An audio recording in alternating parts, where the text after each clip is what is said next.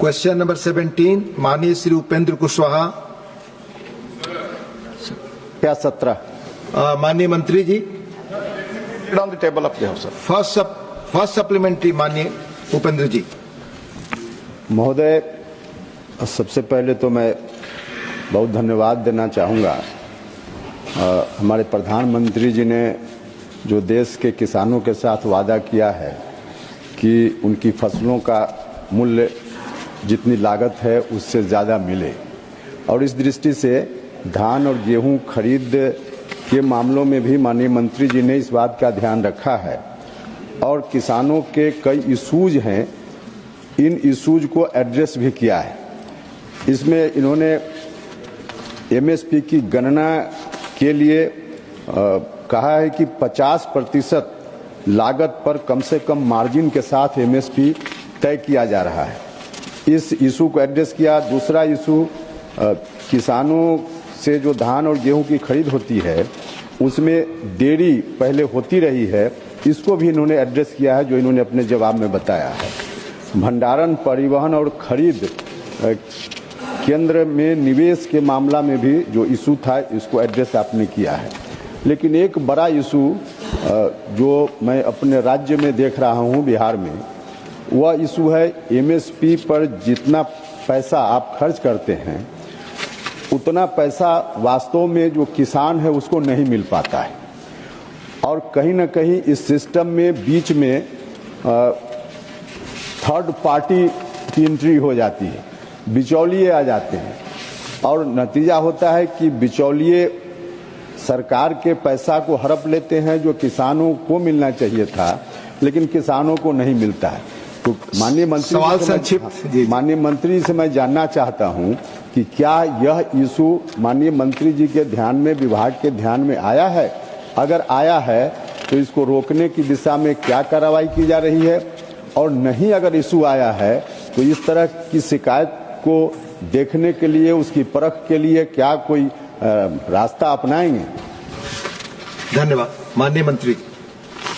Sir, जैसे माननीय सदस्य ने बहुत इम्पोर्टेंट सवाल उठाया है, इसमें तो मैं इतना ही कहना चाहता हूं, हमारे जो सिस्टम है, सिस्टम के अनुसार there are 2 systems. One is DCP, decentralized procurement.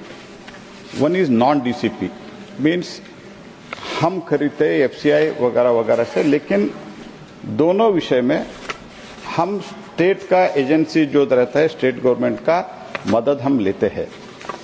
जैसे माननीय सदस्य ने जिक्र किया, बहुत बड़ा नेता है बिहार के, उन्होंने जिक्र किया, उसके अनुसार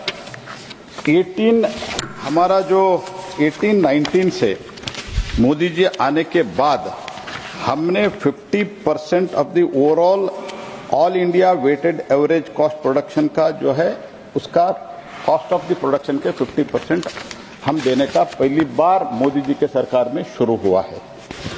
लेकिन इसमें जो बिचौलियों की बात उन्होंने कहा, इसमें मैं इतना ही कहना चाहता हूं, आज के दिन में हम डीबीटी के माध्यम से ही हम जो किसान इधर इन डीसीपी और नॉन डीसीपी स्टेट में जहां तक हमको धान देते हैं एमएसपी में या वीट देते हैं, हम डायरेक्टली 48 आवर्स में किसान के अकाउंट में पैसा भेजते हैं। हम स्टेट गवर्नमेंट के भी जहां हम नॉन डीसीपी स्टेट है, वहां तो डायरेक्टली हम स्टेट गवर्नमेंट को ही देते हैं। नॉन डीसीपी स्टेट में एफसीआई को देते हैं, एफसीआई इंटर स्टेट को ही देते हैं। Ultimately we have instructed the state government to directly credit into the accounts of the farmers. Specific शिकायत है तो अगर मुझे भेजते हैं तो हम जरूर इसमें कार्रवाई करेंगे, लेकिन प्रधानमंत्री जी का इच्छा है, ये जो पहले एक समय था 1 रुपए हम दिल्ली से बेचते तो 15 पैसा उधर जाके पहुंचते, वो स्थिति अभी चले गए हैं। That is everything will reach directly to the farmer. This is the position as on date. Specific अगर कंप्लेंट है तो मैं जरूर इसके बारे में देखभाल करूंगा। सेकंड सप्लीमेंट्री माननीय उपेंद्र जी। महोदय, माननीय मंत्री जी ने ठीक कहा है, डीबीटी के माध्यम से डायरेक्ट किसानों के खाते में पैसा जाता है। लेकिन किसानों की कुछ मजबूरी होती है। एक मजबूरी तो परिस्थिति के कारण उसके सामने है और दूसरी मजबूरी बिचौलिए मिली भगत से कुछ सिचुएशन ऐसा क्रिएट कर देते हैं कि किसान की मजबूरी बढ़ जाती है और उसके चलते किसानों का धान या गेहूं समय पे नहीं बिक पाता है। नतीजा होता है कि मजबूरी में जो शर्त बिचौलिए या वहाँ जो सिस्टम के लोग हैं उनकी मिली भगत से जो शर्त तय की जाती है उस शर्त को किसान मानने के लिए मजबूर होता है। पैसा उसी के अकाउंट में जाता है, लेकिन उससे बहुत महत्वपूर्ण क्वेश्चन। हाँ, सब सारे क्वेश्चन महत्वपूर्ण तो उस शर्त को मानने के लिए मजबूर हो जाता है और नतीजा है उस पहले ही विड्रॉल पर लोग सिग्नेचर करा लेते हैं किसान से और किसान को जितना एमएसपी पर मिलना चाहिए उससे कम पैसा बाद में कैश निकाल के दिया जाता है।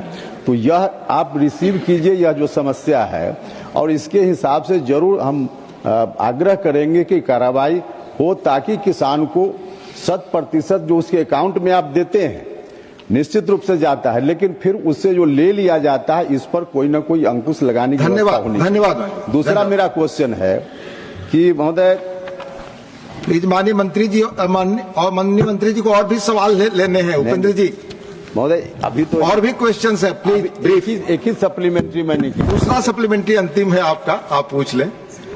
महोदय 2022 तक जो विभाग से एक आंकड़ा पहले प्राप्त हुआ है उसके हिसाब से कुछ अनियमितता की सूचना विभाग को मिली है और 2022 तक उसकी रिपोर्ट भी प्राप्त है।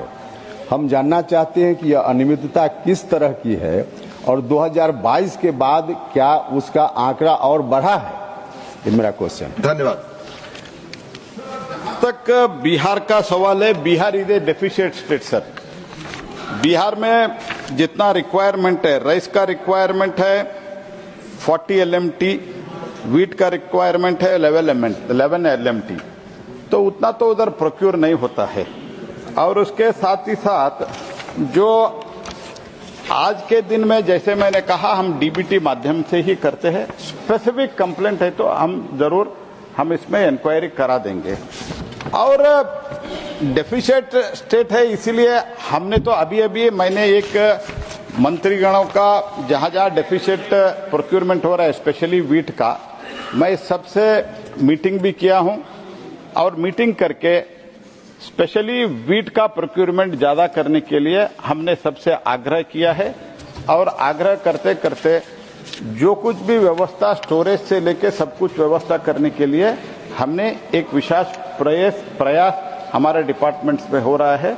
तो इसीलिए तो डेफिशिएंट स्टेट के कारण क्या होता है, एमएसपी से due to the higher market price than MSP marketable surplus is sold by the farmers to the private traders instead of government agency. ये तो अच्छी चीज है बिकॉज कई राज्यों में एमएसपी से जहां नीचे होते हैं लोग एमएसपी में देते हैं, जहां एमएसपी से ज्यादा होता है उधर डायरेक्टली उधर देते हैं। इसीलिए इसमें और बिहार में जो होता है procurement is through the packs and व्यापार महामंडल, दिस इज कोऑपरेटिव सेक्टर से होता है। हम स्टेट गवर्नमेंट को पैसे देते हैं, state government in turn through them they will directly give it to the farmers. Thank you.